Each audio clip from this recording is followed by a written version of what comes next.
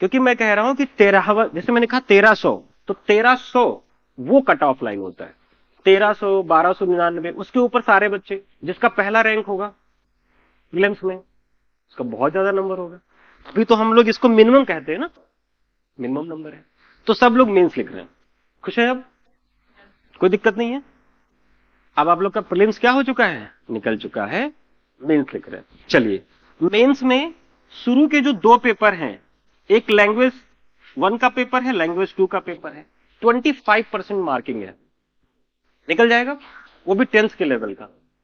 तो यानी कि जो दोनों लैंग्वेज के पेपर हैं उसमें कोई प्रॉब्लम नहीं होगी, और इसके मार्क्स भी ऐड नहीं होते, तो लैंग्वेज के पेपर को हटा देते हैं। अब मेंस देखते हैं। पहला जो पेपर होता है मेंस में, वो कौन सा होगा? एसए का पेपर। कितना होगा एसए का पेपर? दूसरा जो पेपर होता है वो जीएस पेपर फर्स्ट। तीसरा जो पेपर होता है जीएस पेपर सेकंड। चौथा जो पेपर होता है वो जीएस पेपर थर्ड। पांचवा जो पेपर होता है वो जीएस पेपर 4। और फिर 2 ऑप्शनल के पेपर होते हैं, ऑप्शनल 1 एंड ऑप्शनल 2। यही तो होता है गौरव, यही होता है अचित, शिवांशी, यही होता है। सारे पेपर कितने नंबर के हैं?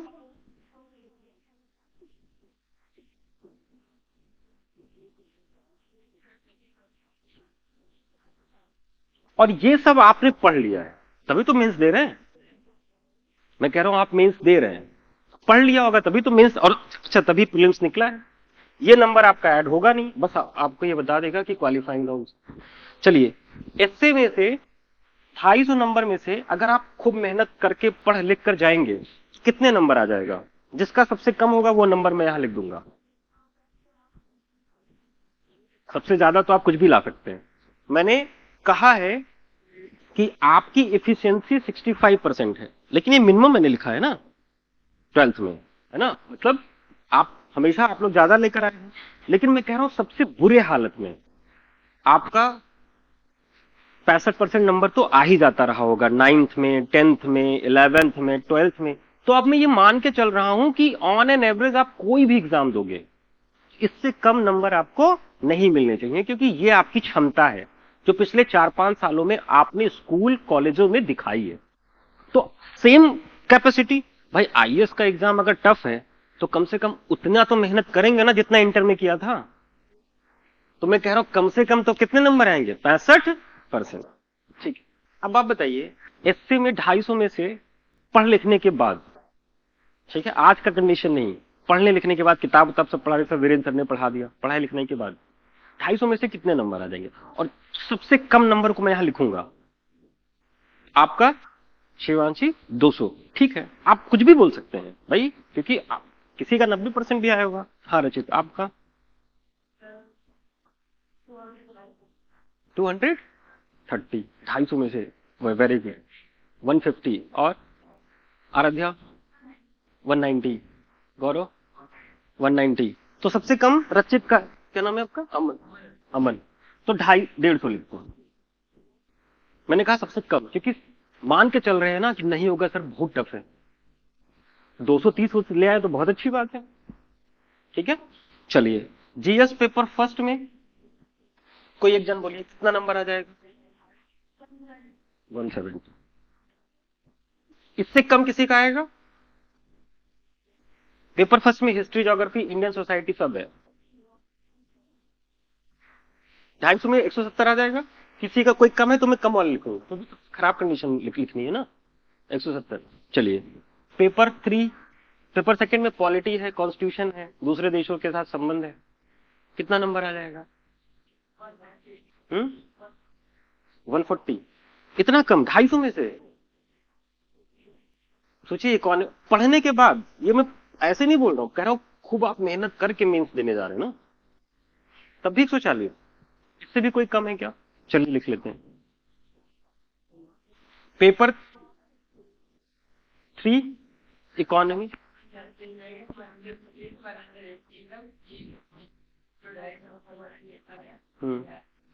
150 से कोई और कम कर सकता है? तो मैं, ठीक है, मैं 170 कर देता हूं, 180 कर देता हूं। ऑप्शनल एक सब्जेक्ट खाली पढ़ना है, उसमें कोई और सब्जेक्ट है ही नहीं, कुछ करंट अफेयर अफेयर नहीं, केवल एक सब्जेक्ट पढ़ना है अच्छे से, 2 पेपर है। आराध्या कितने आ जाएंगे 250 में से? ऑप्शनल में 200। हाँ, ऑप्शनल में नंबर ज्यादा, एक ही सब्जेक्ट पढ़ना है तो कितना कितना 200 200 लिख दो, 200 200। कोई और कम है? क्योंकि सबसे खराब लिखना है मुझे। चलिए भाई, ऐड कर ले। 150, 300, 320, 460, 40, हाँ 460, 530, 630, 830, 1030 और 180। 103 इंटू 1180, अरे 180 कितना? 1210। टोटल सबसे खराब कंडीशन है, नहीं, सबसे खराब कंडीशन में आपका नंबर कितना आएगा? 1210। इससे खराब कंडीशन तो नहीं हो सकता, ठीक है? हाँ, मेहनत करके 1210 से ज्यादा नंबर भी आपका आ सकता है, सबसे गिरे हालत में ये नंबर है आपका। क्लियर है? ठीक है। और सबसे गिरे हालत में ये प्रीलिम्स का है। अब 1210 में ये मेंस हो गया, मान लेते हैं आप क्वालिफाई कर गए इंटरव्यू के लिए, तो 1210 में अब आप मुझे बताइए, इंटरव्यू होगा 275 नंबर का, आराध्या 275 में से कितना इंटरव्यू मिल जाएगा? जबकि आप अच्छी तैयारी करके गए, इंटरव्यू में आपके बारे में पूछा जाता है, तो 275 नंबर में से कितना नंबर मिल जाएगा? हाँ, 230 240। हाँ, अगर आपकी अच्छी तैयारी है तो ठीक, आप जवाब दे सकते हैं। आपके बारे में पूछा जाता, क्वेश्चन आंसर बहुत ज्यादा नहीं होता, कितना? 170। 170 से कोई कम? 170 लिख ले, सबसे गिरे हालत में। बाकी आप अच्छा करते रहिए। टोटल कितना नंबर आया? 1380।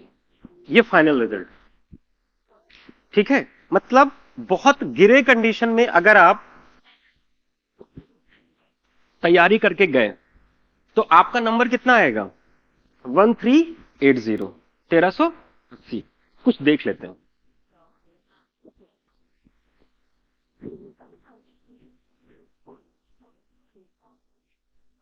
पहली बात तो प्रीलिम्स कट ऑफ,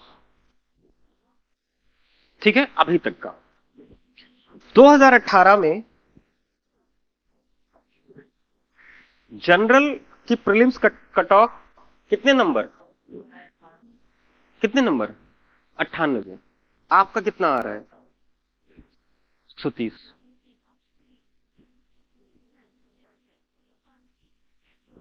मतलब 100 में से कितने क्वेश्चन? एक क्वेश्चन 2 नंबर का है ना भाई, 100 क्वेश्चन कितने नंबर का है? 200। तो 100 क्वेश्चन 200 का, तो एक क्वेश्चन कितने नंबर का हुआ? 2 नंबर का, तभी तो 100 क्वेश्चन 200 का। अगर 98 नंबर है तो कितने क्वेश्चन सही गए 100 में से? 49।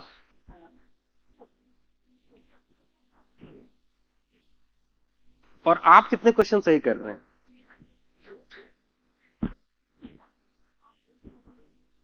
अंतर दिखा? 16 क्वेश्चन आगे हैं, ठीक। उससे भी खराब सिचुएशन 2020 में कट ऑफ कितना गया?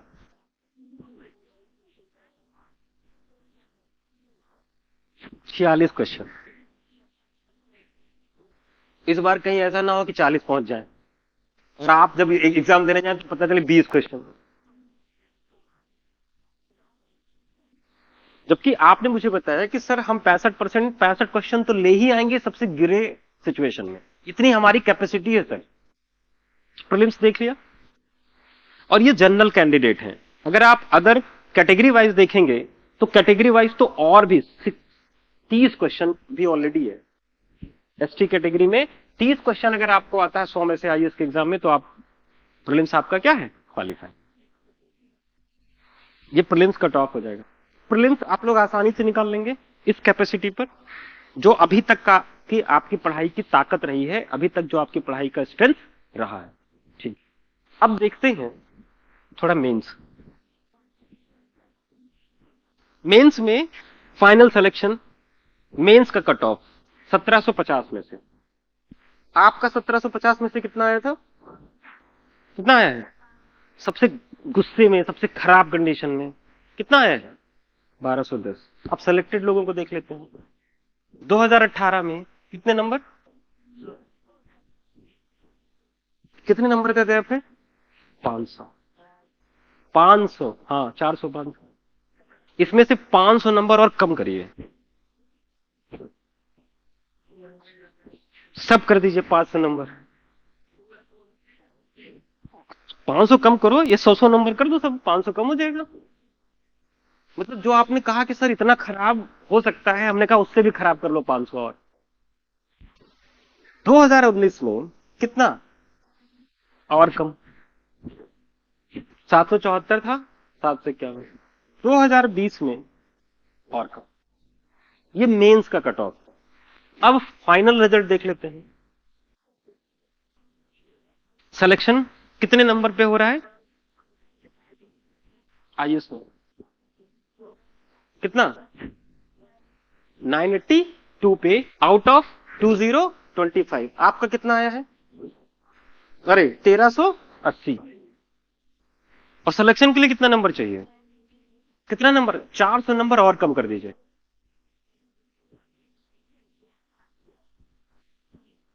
2019 में 961 और 2020 में 944, ओवरऑल 900 नंबर। 2000 नंबर में से कितने नंबर? 900, 30%। और आपकी इफिशिएंसी कितनी आ रही है? 65। चलिए अब देख लेते हैं कि फर्स्ट रैंक वालों की क्या पोजीशन है।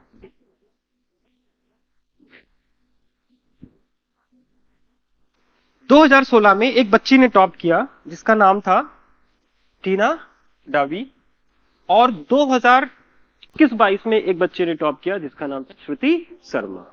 और ये मैं 5 साल का एवरेज आपको दिखा रहा हूं, इसलिए मैंने दो रिजल्ट लिया है। एक 2016 का रिजल्ट है और एक 2021 का रिजल्ट है, यानी कि पिछले 5 सालों में कुछ भी चेंज नहीं हुआ। 2016 में जो फर्स्ट रैंक था, उनके जो नंबर थे 10, पहला नंबर। आप लोगों का गिरे हालत में कितना आ रहा है?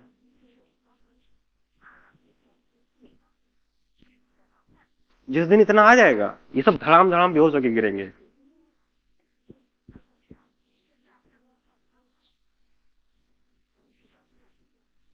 300-400 नंबर और कम करना है, पढ़ना और नहीं है। फिर फर्स्ट रैंक आया 2021 में, कितना? 1105। अच्छा, 2025 में से 1063 नंबर का मतलब है कितने परसेंट? 53%। 50%। आपने मुझे कहा कि सर 3 साल पढ़ेंगे, हमारी एफिशिएंसी है, हम सर बहुत खराब करके आएंगे और बहुत खराब करके सर हम इतना तक ले आएंगे। तो हमने कहा भाई इतना ही ले आओ।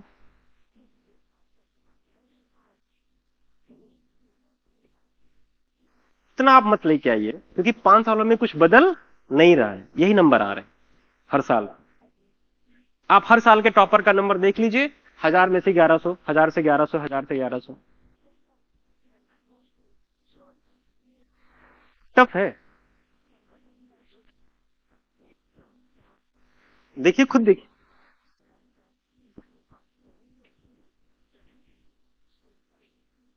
अभी भी टफ लग रहा है। हाँ, मेन चीज यही है कि जब आप फिजिक्स, केमिस्ट्री और मैथ के विषयों को पढ़ने के बाद उतना नंबर ला सकते हैं, तो क्या इस विषय को पढ़ने के बाद हम उसका आधा भी नहीं ला सकते? 1300 का आधा कितना होगा? 700, 800, और 800 पे तो सिलेक्शन हो रहे हैं। आप 50% पे तो आप रैंक फर्स्ट आ जाएगा। 50% नंबर पे रैंक फर्स्ट। और 50% अगर हाई स्कूल में आए होते तो जो हालत हुई होती घर पे।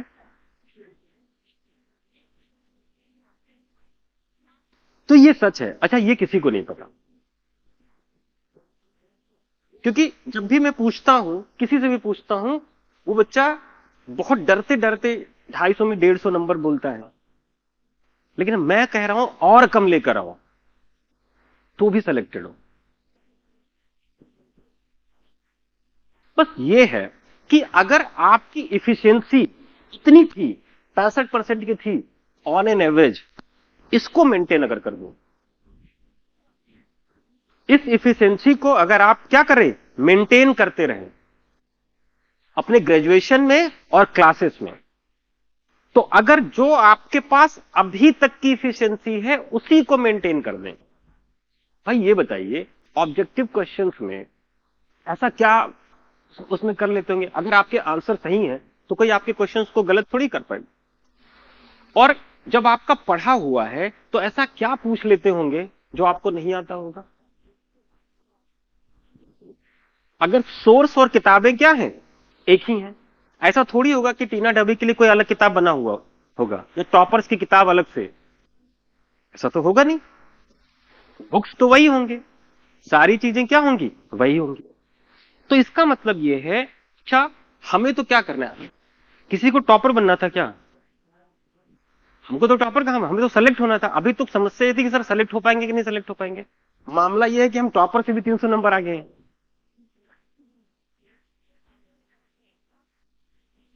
सिलेक्शन की तो बात ही नहीं हो रही अब बात ये हो रही है कि सर कम कर दीजिए, वो भी टॉपर नहीं तो वो हो जाएगा, सिचुएशन खराब हो जाएगी। अभी तक कल तक समस्या क्या थी कि सर सेलेक्ट होंगे कि नहीं होंगे। अब सिचुएशन क्या है, सर हम तो टॉपर से भी आगे निकले जा रहे हैं। कहने का मतलब क्या है, क्या आप किसी भी विषय को पढ़ेंगे तो क्या 50% नंबर भी आपके नहीं आएंगे, 40% नंबर भी नहीं आएंगे, 30% नंबर, क्योंकि 30% पे तो सिलेक्शन हो रहा है।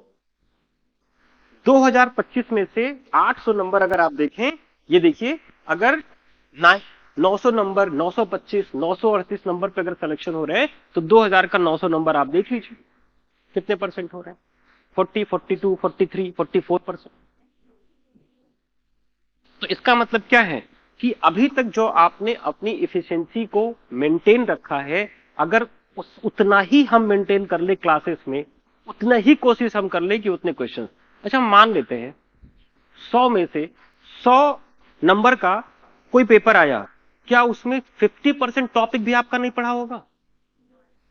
ऐसी कौन सी किताब से वो बना देंगे।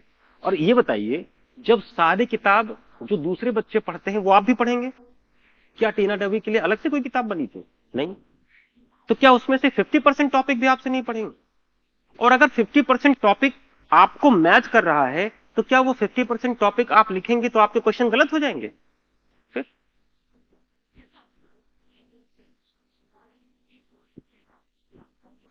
इसका मतलब क्या है कि अभी तक जो बताया गया था वो सच नहीं था। ये एग्जाम लिटरली आसान है, बस क्या करना है, चूंकि हम डरे रहते, हमको लगता है कि कुछ बहुत टफ आएगा। आप सोचिए, इतिहास, भारत के इतिहास में से ऐसा क्या बना देंगे जो इतिहास में नहीं होगा। पूछेंगे क्या जो इतिहास में होगा और जो सिलेबस में होगा। तो अगर सबके पास किताबें सेम है, तो सोर्स सेम है, तो अगर उस किताब को आप भी पढ़ लीजिए, दूसरा बच्चा भी पढ़ ले रहा है, तो फिर क्या आप उस क्वेश्चन को क्यों नहीं कर पाएंगे, दूसरा बच्चा क्यों नहीं कर पाएगा, आराम से क्या कर लेंगे, कंप्लीट कर लेंगे। बस ये है कि हमें इंपॉर्टेंट यहां पर क्या है कि हमारा पूरा सिलेबस अच्छे से क्या होना चाहिए, पढ़ा होना चाहिए। अगर आपने 3 साल लगातार इस पूरे सिलेबस को अगर आपने पढ़ लिया जो यहां पर दिया हुआ है, पूरे सिलेबस को क्या कर लिया, अगर आपने पढ़ लिया जो यहां पर हम लोगों ने बात किया था, अगर इस पूरे सिलेबस को हमने पढ़ लिया तो जाहिर सी बात है, क्या इसमें भाई 250 नंबर में से क्या 100, 120, 125 नंबर के क्वेश्चन भी आपसे सॉल्व नहीं होंगे इतिहास में।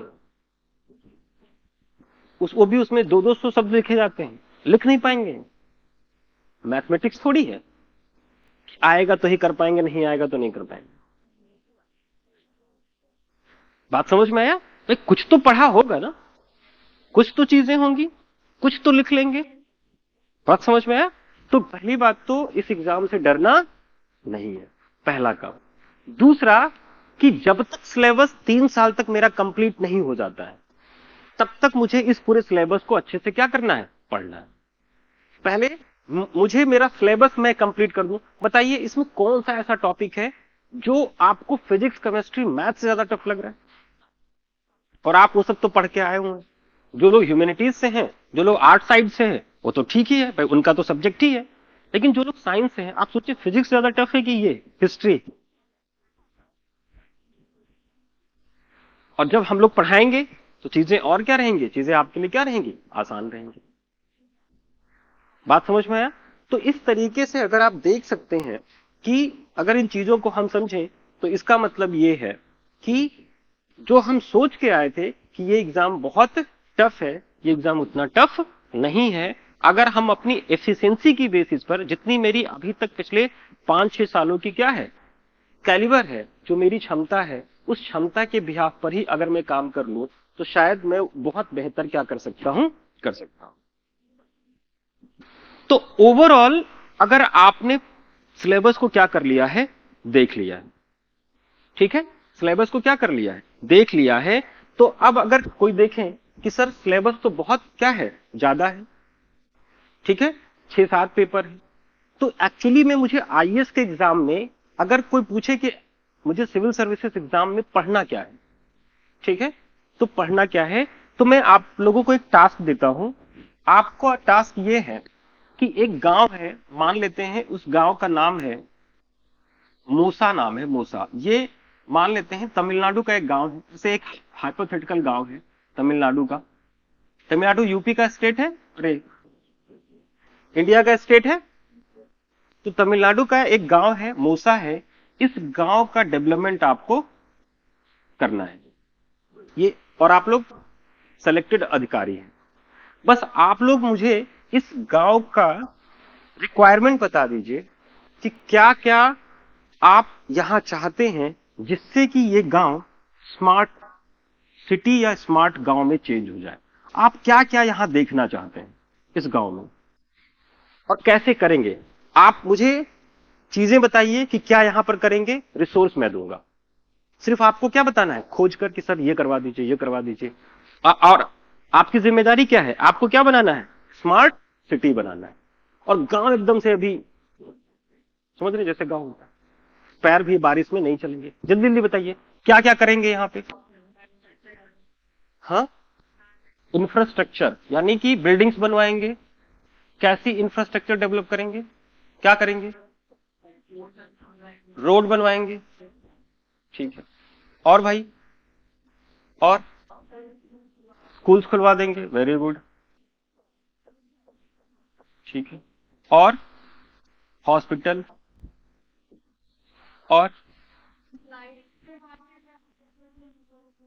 चलिए मार्केट को प्रोड्यूस करेंगे। हाँ ये सारे दे बेटा, हाँ, एनर्जी, लाइट, और अच्छा security, law and order, police व्यवस्था कर देंगे, लॉ एंड ऑर्डर, यानी कि इन्वायरमेंट, इन्वायरमेंट, ठीक है। और क्या करेंगे, हाँ, साफ सफाई के लिए, मतलब क्लीन इन्वायरमेंट, ठीक है। और प्लांट्स, ठीक है। सब इन्वायरमेंट हो गया, इन्वायरमेंट में सब आ गया। बेरोजगारी हटाएंगे, वेरी गुड, क्योंकि काम चाहिए, अनएम्प्लॉयमेंट। और ठीक है, जॉब प्रोवाइड कराएंगे। और ये सब आप मुझे बताते रहे, मैं सब करता जा रहा हूं। और राशन, ठीक है। और टेक्नोलॉजी भी करेंगे, बिना टेक्नोलॉजी के कोई गांव कैसे चलेगा भाई। वो भी अब तो हाइब्रिड क्लासेस चल रहे हैं, ऑनलाइन ऑफलाइन। और एग्रीकल्चर पर फोकस करेंगे कि नहीं करेंगे, गांव है ना, तो एग्रीकल्चर पर फोकस करेंगे। और क्या करेंगे, इंफ्रास्ट्रक्चर, रोड, बिल्डिंग, हॉस्पिटल सब बनवा दिया। और कुछ एजुकेशन है कहीं कि नहीं, स्कूल खुला है, उसी में खोल देंगे। ठीक है, हो गया। अब जाहिर सी बात है कि हो सकता है कि यहां पर आपके गांव के आसपास कुछ ऐसे लोग हों जो इतना सब डेवलपमेंट देख के इस पे क्या करें, या हाँ, या कुछ ऐसा, कुछ वायलेंस या कुछ ऐसी चीज। तो आपको यहाँ पर सिक्योरिटी क्या करनी होगी, बढ़ानी होगी। और आपका अपने दूसरे गांवों से यानी कि जो संबंध है, रिलेशन जो है, वो आपको बेहतर करने पड़ेंगे, जिससे कि उस गांव की सुरक्षा और क्या रहे, मेंटेन रहे। लेकिन आप सोचिए, आपने एक काम नहीं किया। मैंने कहा, हाँ, टैक्स कलेक्ट कर लेंगे। मैंने कहा कि एक गांव को आपको डेवलपमेंट करना है, और आपने अपने मन से बताना शुरू कर दिया। पहले आपने पूछा ही नहीं कि सर इस गांव की नीड क्या है। अपने मन से जो मन कहे, सर लाइट, पानी, बिजली, अपने घर से थोड़ी जा रहा, जो मन कहा गए नहीं। ठीक है, मैंने मान लिया कि फिर से आपसे कहा कि भाई जाओ देखो पहले। ठीक है, सर्वे करेंगे। तो पहले क्या करेंगे, सर्वे करेंगे। क्या करेंगे, सर्वे। सर्वे क्यों करेंगे, रुक जाइए, सर्वे क्यों करेंगे। सर्वे इसलिए करेंगे कि पहले उस जगह को हम लोग क्या कर सके, देख सके। तो सर्वे में क्या करेंगे, सर्वे क्या करेंगे, जब कहेंगे आए हैं सब सर्वे करने, तो कहेंगे जी आइए बैठिए, चाय बिस्किट पी लीजिए। हाँ, करेंगे क्या सर्वे में, हम्म, सर्वे करेंगे कि वो जगह कैसा है। कैसा है का मतलब क्या है कि वहां का हिस्ट्री कैसा रहा है, वहां की ज्योग्राफी कैसी रही है, वहां का भाई कोई खेती वेती कर सकते हैं कि नहीं कर सकते। और ये जो सर्वे रिपोर्ट आप लेकर आएंगे, तब उसकी बेसिस पर हम लोग ये सारे काम करेंगे।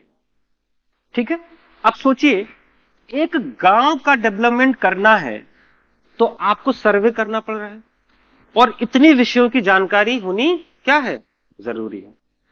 किन किन विषयों की जानकारी होना जरूरी है, हिस्ट्री, ज्योग्राफी, इकोनॉमी, ये सब जो चीजें हैं, ये इंफ्रास्ट्रक्चर है। इंफ्रास्ट्रक्चर आपके सिलेबस में है। ठीक है, लॉ एंड ऑर्डर, इसका मतलब है पॉलिटी। क्या मतलब है, पॉलिटी। ठीक है, फिर इन्वायरमेंट। ठीक, ये जो अनएम्प्लॉयमेंट है, जॉब है, ये किस सब्जेक्ट से रिलेटेड है, इकोनॉमी। एग्रीकल्चर है, ये भी किससे रिलेटेड है, इकोनॉमी। ये कौन सा सब्जेक्ट है, टेक्नोलॉजी।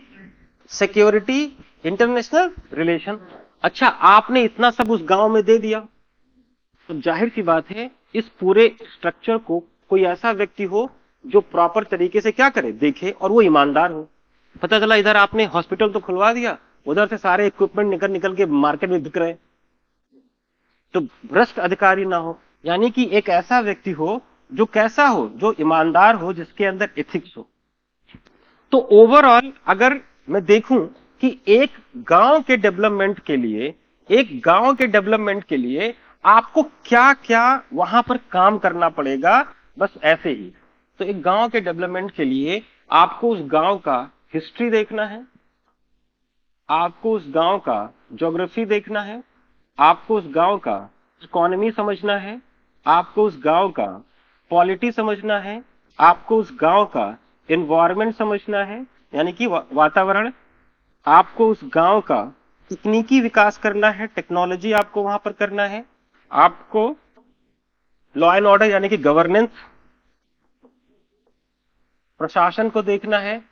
आपको उस गांव का रिलेशन, इंटरनेशनल रिलेशन, यानी कि संबंध बेहतर करना है पड़ोसियों के साथ में। उस गांव में सिक्योरिटी बढ़ानी है, किसी ने कहा था। और क्या बचा, इथिक्स।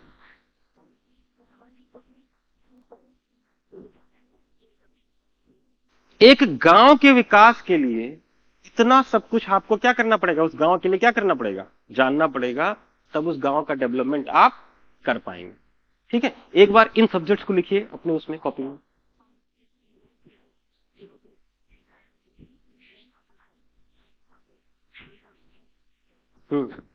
ऐसे लिख लीजिए, इतिहास। अगर हिंदी, हिंदी कितने लोगों का है, हिंदी मीडियम, बोल दूं हिंदी इसका कि लिख लेंगे इस? हाँ, इसके लिए हिंदी की तो जरूरत है नहीं। जहां कहीं भी आपको लगेगा ये इन्वायरमेंट है, जो शब्द नहीं समझ पाएंगे वो आप मुझे बता देंगे।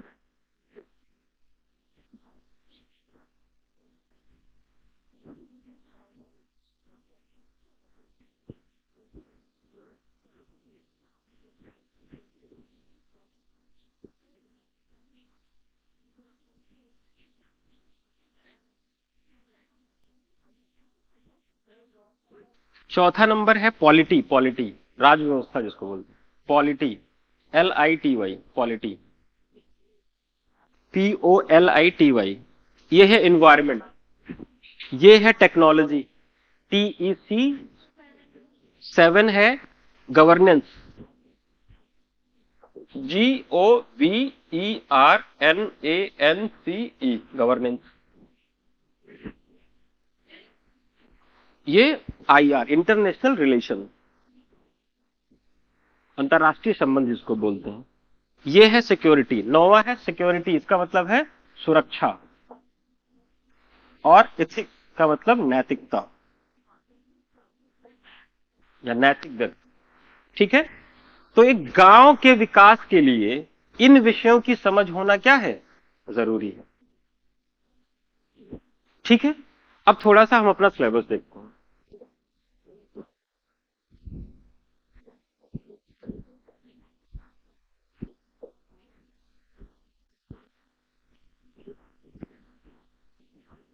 पेपर फर्स्ट में क्या है, और जो जो मैं विषय बोलता जाऊंगा उसको आप टिक करते जाइएगा। पेपर फर्स्ट में मेन मेन एक सब्जेक्ट है क्या, हिस्ट्री, टिक कर दीजिए। और एक सब्जेक्ट क्या है, ज्योग्राफी, और एक सब्जेक्ट क्या है, सोसाइटी। तो जाहिर सी बात है वहां का सोसाइटी भी हमें क्या करना पड़ेगा, देखना पड़ेगा। तो लिख लीजिए, बिना सोसाइटी को आप देखे हुए कैसे वहां पे करेंगे, सोसाइटी भी लिख लीजिए, वो भी टिक कर लीजिए, सोसाइटी। फिर पॉलिटी और गवर्नेंस और IR,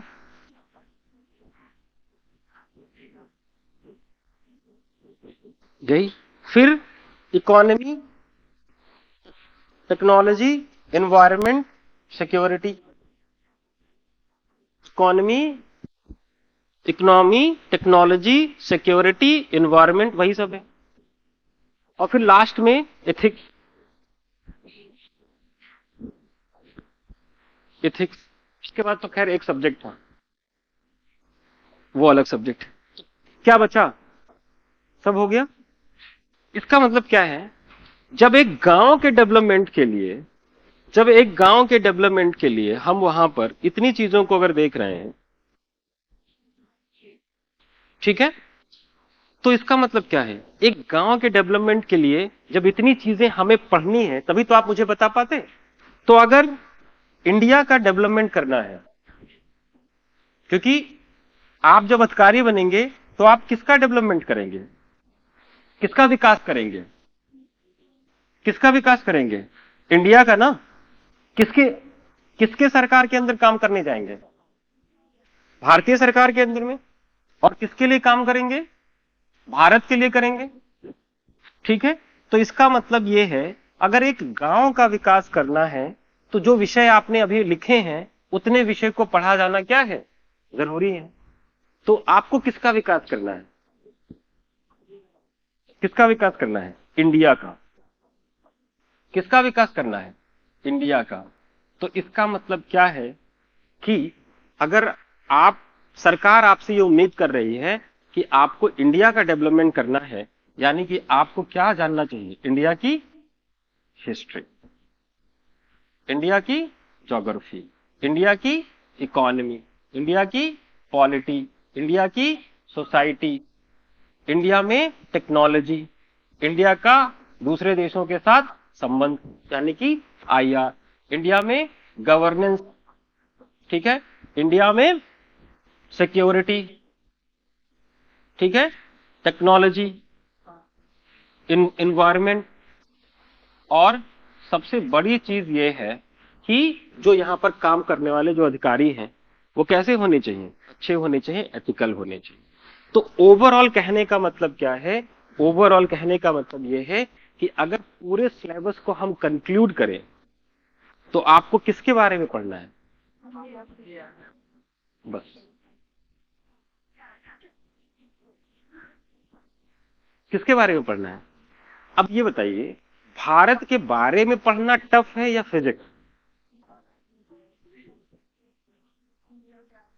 हाँ, भारत के बारे में पढ़ना टफ है कि मैं बताऊंगा भारत ऐसे है, भारत ऐसे, ये टफ है कि फिजिक्स ज्यादा टफ है?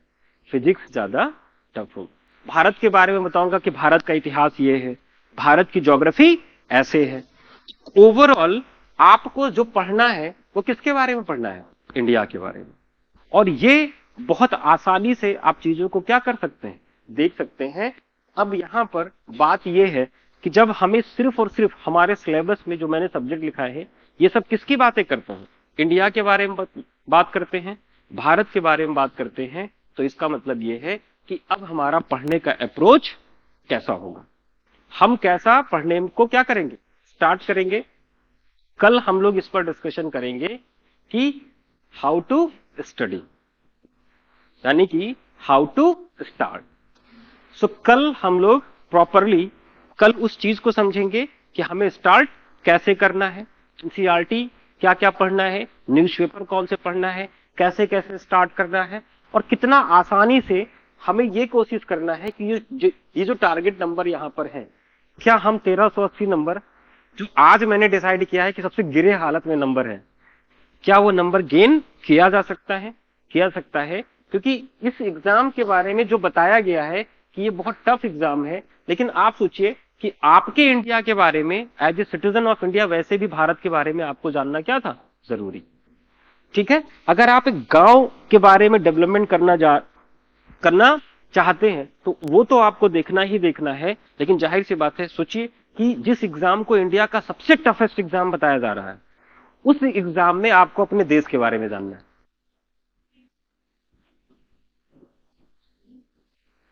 बात समझ में आया? तो ये और सब्जेक्ट से क्या है, आसान in comparison to other subject. अब सोचिए, एमबीबीएस की पढ़ाई टफ है या आईएएस, या मतलब इंडिया के बारे में आईआईटी की पढ़ाई टफ है या इंडिया के बारे में जानना? आईआईटी, जाहिर सी बात है, क्योंकि वो आपके बारे में नहीं, वो किसी मशीनी चीजों के बारे में। यहां पर आपको जो भी चीजें जानना है वो किसके बारे में जानना है, भारत के बारे में। और जैसे जैसे आप भारत के बारे में जानते जाएंगे, वैसे वैसे आपके जो आसपास के लोग हैं वो आपसे प्रभावित होना शुरू कर देंगे, क्योंकि वो जो बात करेंगे वो पता नहीं सही जानते हैं या सही नहीं जानते, लेकिन आप जो जानेंगे वो सही जानेंगे, सही मुद्दों के साथ जानेंगे। तो कल से अब हमें इस पूरे अप्रोच के साथ में कि कैसे हमें इस तैयारी को स्टार्ट करना है, किस ईयर हम क्या पढ़ेंगे, कौन सी एनसीईआरटी, न्यूज़पेपर कैसे स्टार्ट करना, करंट अफेयर कैसे स्टार्ट करना, मैगजीन कैसे क्या करना है, स्टार्ट करना, ये हम लोग कल की क्लास में समझेंगे, कल पूरा डिटेल में। और कल मैं कुछ क्वेश्चंस भी दिखाऊंगा, ठीक है। और उसके बाद में परसों से आपकी प्रॉपर क्लासेस क्या हो जाएंगी, स्टार्ट हो जाएंगी।